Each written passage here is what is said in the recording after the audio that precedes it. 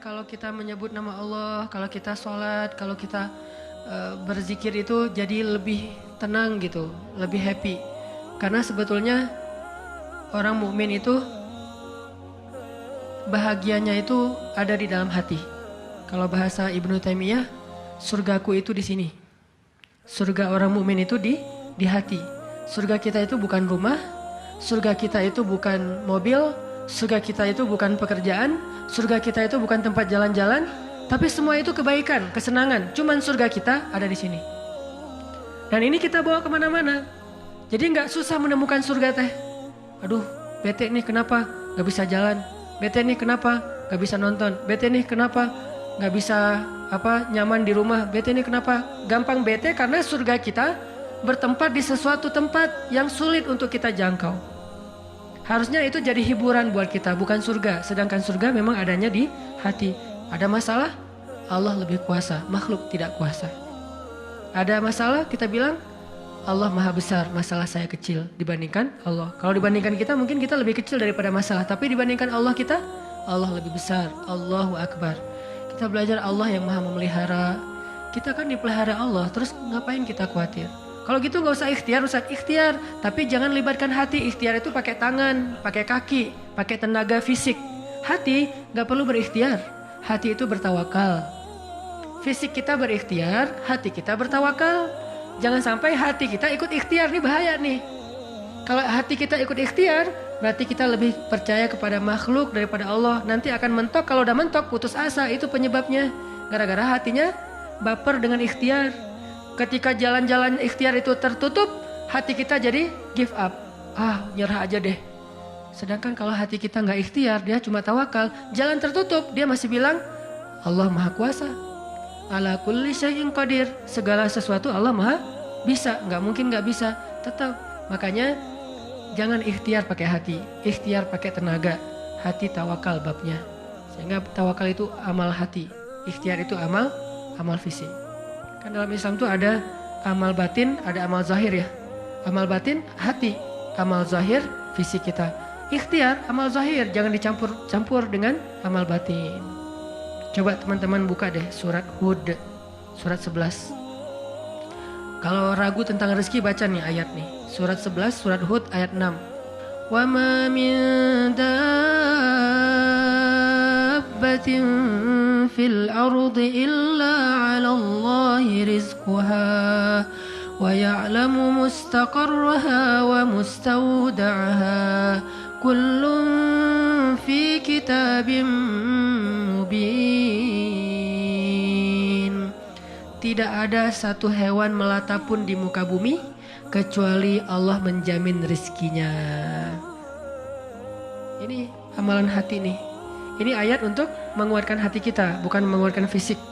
Tapi biasanya hati kalau udah kuat, fisik kebawa. Kan kata Nabi kalau hatinya baik, yang lain ikut baik.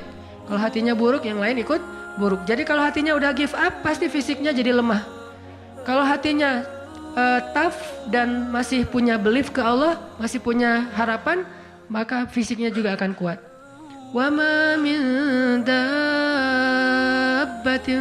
fil ardi illa 'ala Allahi rizquha wa ya'lamu mustaqarraha wa mustawda'aha. Allah tahu di mana rezeki kita disimpan. Allah tahu kemana kita akan membelanjakan rezeki itu. Semuanya tertulis di dalam kitab yang jelas. Allah yang tahu. Allah yang menjamin. Gak ada yang gak dijamin rezekinya. Makanya saya pernah cerita tuh dulu di mall sebelah. Saya sama istri habis kajian di sini atau sebelum kajian di sini, sebelum maghrib sempat mau belanja dulu. Belanja di supermarketnya di bawah, lantai bawah. Dari lobi kita mau ke bawah itu cari eskalator kan ya. Belok kanan, cari eskalator. Ternyata salah ngambil jalan. Kita habis belok kanan langsung belok kiri. Harusnya kalau belok kanan lagi sekali lagi langsung eskalator turun tuh. Pas karena kita belok kiri, akhirnya kita muter. Gara-gara muter, ngelewatlah sebuah stand baju kaos yang lagi diskon. Wih, diskon 50%. Akhirnya saya sama istri masuk. Ternyata lucu-lucu juga buat anak gitu. Alhamdulillah akhirnya kita beli 2 helai. Baru setelah itu kita jalan lagi cuma beberapa meter masuk eskalator turun. Siapa yang telah menggerakkan kaki saya sampai salah jalan?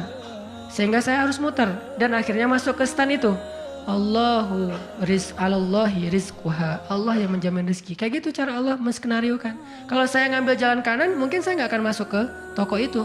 Berhubung saya ngambil jalan kiri akhirnya muter, masuklah ke toko itu. Allah punya banyak cara.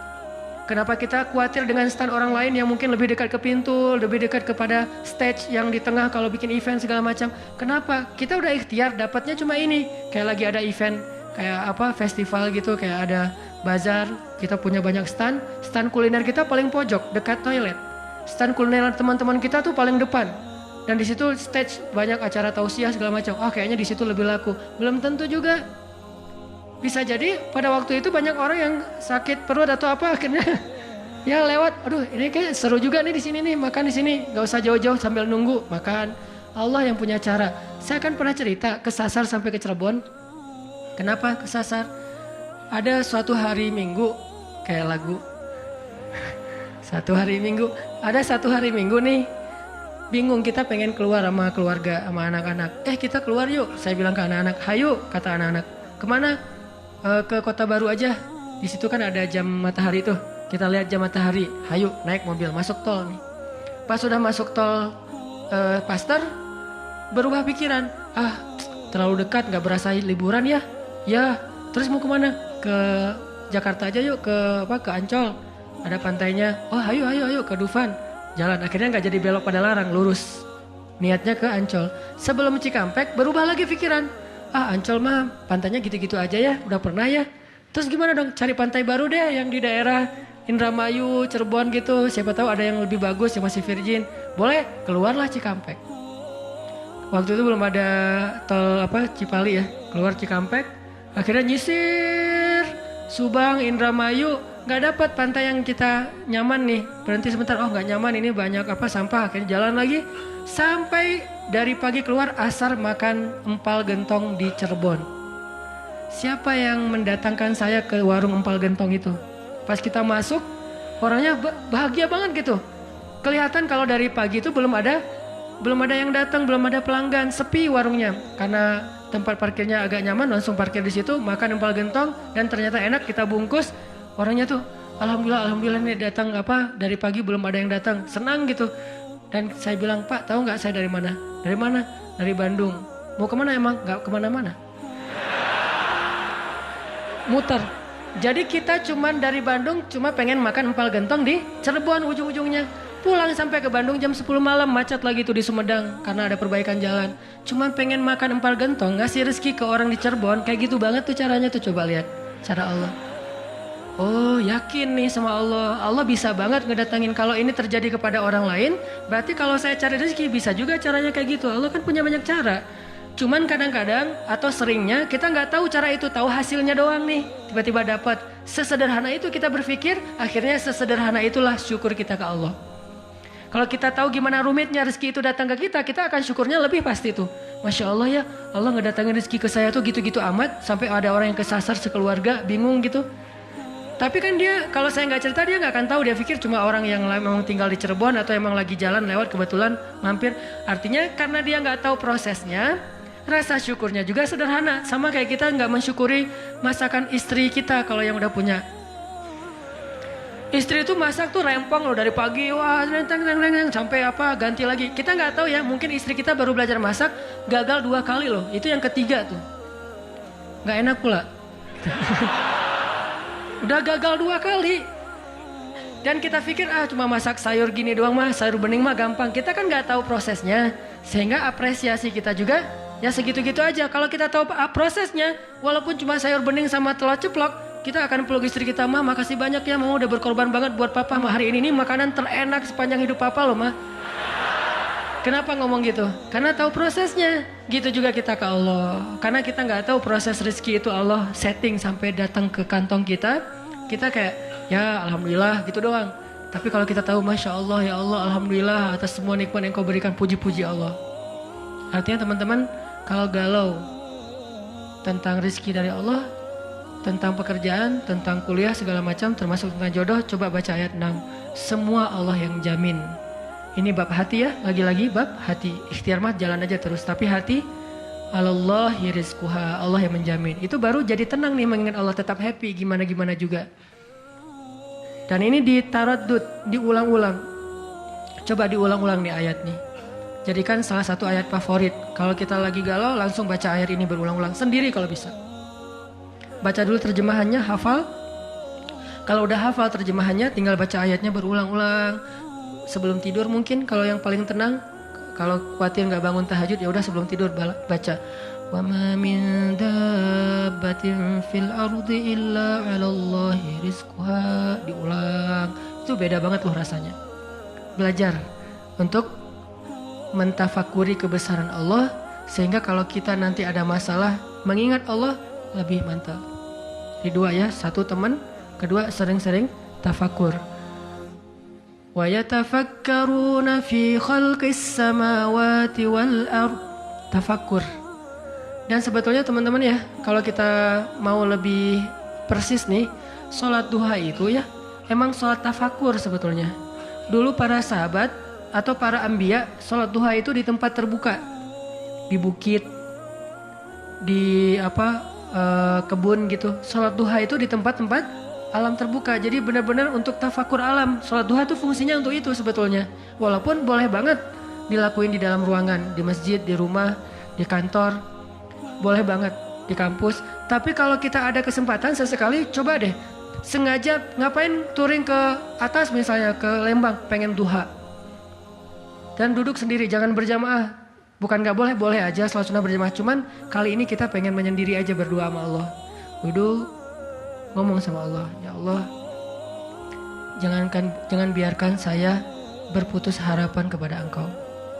Jangan biarkan saya berputus asa dari rahmat-Mu. Bimbing hati saya, ya Allah, tolong saya dalam masalah ini. Engkau maha kuasa, siapa lagi yang bisa nolong saya selain Engkau? Ngomong kayak gitu sama Allah, yang romantis, yang akrab gitu. Jangan sampai kita ngomong ke Allah tuh kayak orang gak kenal. Cuman copy paste, Rabbana atina fid dunya hasanah fil akhirati hasanah wa qina azabannar. Amin. Udah kayak nggak kenal gitu. Ngomong sama Allah itu akrab, ngomong ya Allah gimana nih? Saya ada masalah kayak gini, curhat sama Allah. Itu beda loh. Kalau itu kita coba praktekin, saya yakin asal sesuai dengan cara-cara tadi tuh sendiri, alam terbuka, curhat sama Allah, ingat kebesaran-kebesaran Allah, insyaallah bizikrillah tatmainnul qulub, tenang banget tuh hati. Saya kadang-kadang mempraktekkan itu walaupun nggak di alam terbuka banget tapi minimal mencoba untuk menyendiri gitu.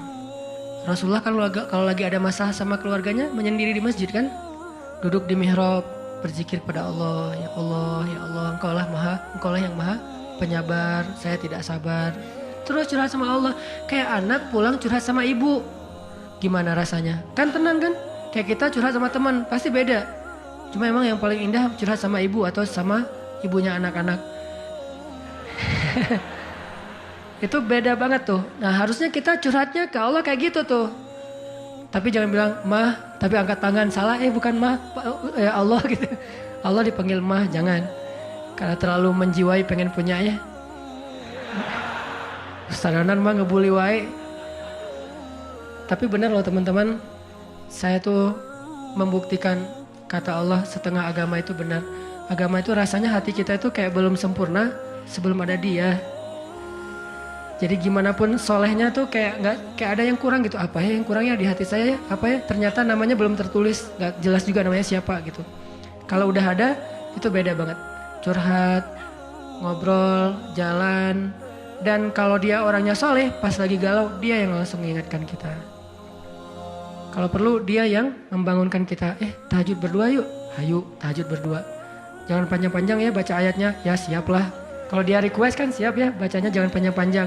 Kalau teman-teman yang request, kalian mah juga baju hijrah aja udah kayak gitu. Lihat nih gua nih sholat tahajud nih 15 juz. Luar biasa ya. Kalau istri biasanya lebih kasih sayang. Kasihan nih istri saya seharian capek nungguin sambil tidur-tiduran gitu. Nonton TV gitu, capek dia, kasihan seharian nonton TV teh.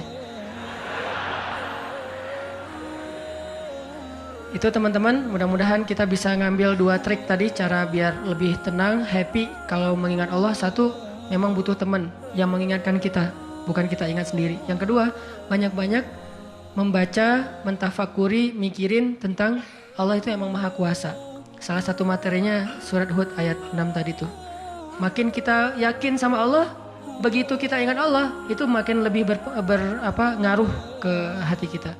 Tapi kalau kita nyebut nama Allah nggak yakin, cuma insya Allah, ya Allah, subhanallah, masya Allah, nggak ngaruh, cuman zikir doang, cuman lisan.